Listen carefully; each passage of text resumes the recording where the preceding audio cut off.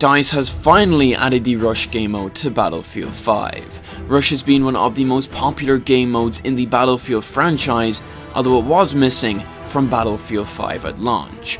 But with the brand new grand operation just added today, the Battle of Hannut, the Rush game mode has finally been added to Battlefield 5. And since there's a lot of first time Battlefield players with BF5, this may be your very first time playing the Rush game mode. So, here are some tips that can help you be a much better player within the Rush game mode.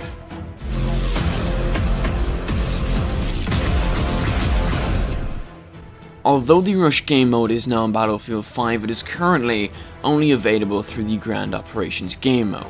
But don't worry, it will be added as a standalone game mode within the next week or so. Anyways, my first tip for you guys is to play as the medic class. The first thing you're going to notice when you play the Rush game mode is the amount of friendlies dying when you're so close to the objective. There is so many times where my team would be right in the middle of planting that bomb, only for a grenade to come in and take everybody out.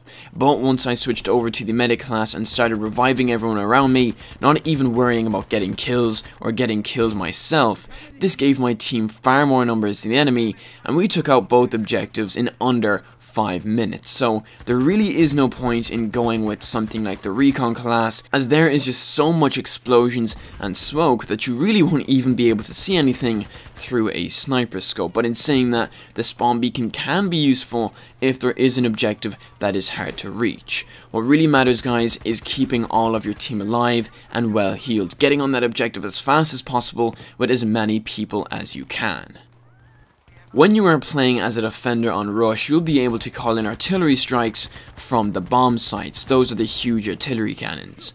But before you do that, you can make them far more effective. By spotting enemy players with a spotting scope, this will call in the artillery onto their exact position. So if you see a large group of enemies huddled up together, make sure to spot them with a spotting scope before calling in that artillery. It can be extremely effective once it's used correctly by delaying the enemies moving up, and it will get you a lot of kills.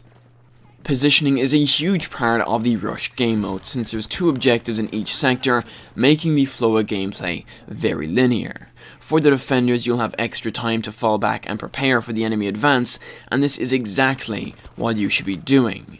If you take up a really good defensive position, it can really delay the enemy's push onto that objective. Not only that, but you are taking the enemy's focus off the actual objective and putting it onto taking you out. On Arras, I had the MG42 mounted up in the second story of a building, and I was just annihilating the enemy advance. I think I got somewhere around 13 or 14 kills before I got taken out, but just by taking the extra 30 seconds to find a good spot usually leads in quite a big payoff. Not only that, but when you are falling back, make sure to use those AT mines and leave them on roads where tanks will drive, place AP mines in busy doorways or at the bottom of a staircase, and place dynamite on the objective, so as soon as it starts to get armed by the enemy, you can kill anybody trying to arm it.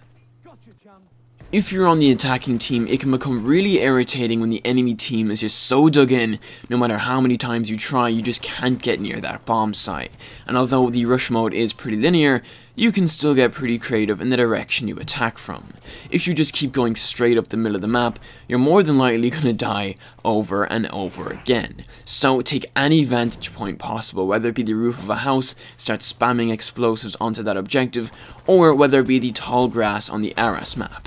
When you crouch run, you're very hard to see, so equip an SMG, crouch run through that grass, and get really close up with the enemy.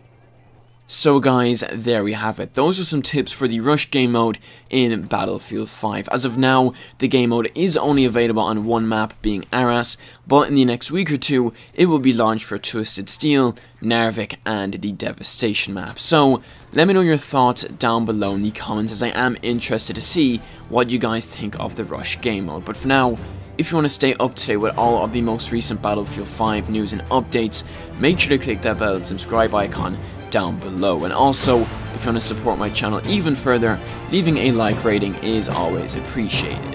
Anyways guys, thank you so much for watching, hope you're having an awesome day, and I will see you in the next Battlefield video.